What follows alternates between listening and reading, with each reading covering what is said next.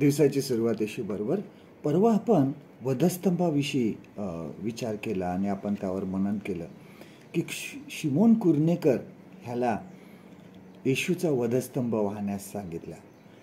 आपण ज्यावेळेस काल्वरी टेकडीचा विचार करतो त्यावेळेस बघा पुष्कळ चित्रकारांनी त्या प्रसंगाचं चित्रण केलेलं आहे, म्हणजे चित्र काढलेलं आहे. आणि ते चित्र असे आहेत की त्या ठिकाणी मध्यभागी प्रभू येशू ख्रिस्ताचा वधस्तंभ खूप मोठा दाखवला आहे आणि दोन चोर जे आहेत हे थोडे दूरवर आहेत आणि त्यांचा जो क्रूस आहे, वधस्तंभ आहे, तो लहान दाखवला आहे. त्यांनी तसं पेंटिंग केलं होतं.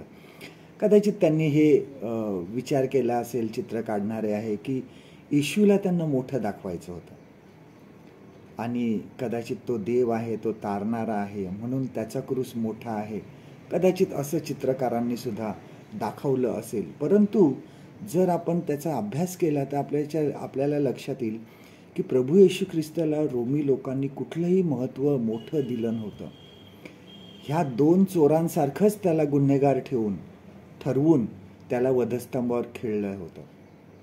त्याला ह्या सर्वात जास्त ह्या चोरांपेक्षा जास्त निंदा, छळ प्रभू येशू ख्रिस्ताचा त्यांनी केला होता आणि मग त्यांना वधस्तंभावर प्रभू येशूला खेळण्यात आलं होतं.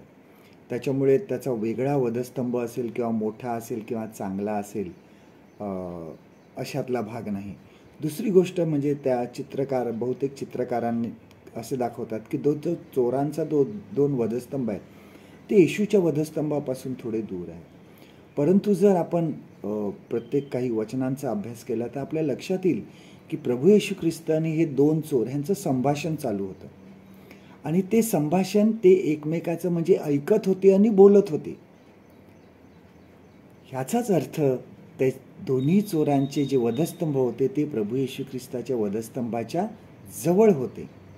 कारण आजूबाजूला कितीतरी लोकांचा आरडाओरड चालू होता, स्त्रियांचं रडणं चालू होतं, रोमी शिपाई हसत होते, एकमेकाबरोबर बोलत होते आणि अशा या सर्व गडबडीमध्ये किंवा आपण म्हणू शकतो की कोलाहलमध्ये प्रभू येशू ख्रिस्ताने या दोन चोरांचं संभाषण चालू होतं आणि ते एकमेकाचं ऐकत होते, बोलत होते.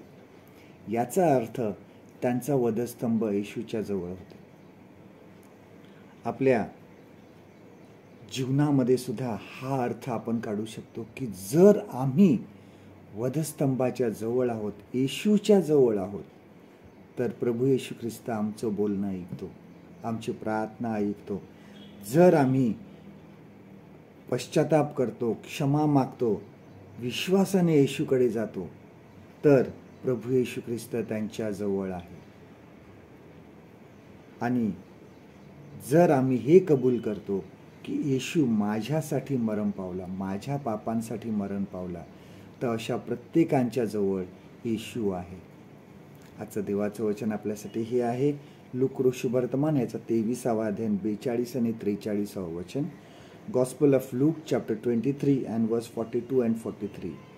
मग तो म्हणाला, हे येशू, तू आपल्या राजाधिकाराने येशील तेव्हा माझी आठवण कर. तो त्याला म्हणाला, मी तुला खचित सांगतो, तू आज माझ्याबरोबर सुखलोकात असशील. परमेश्वर करो आजचा दिवस तुमचा आशीर्वादित करो.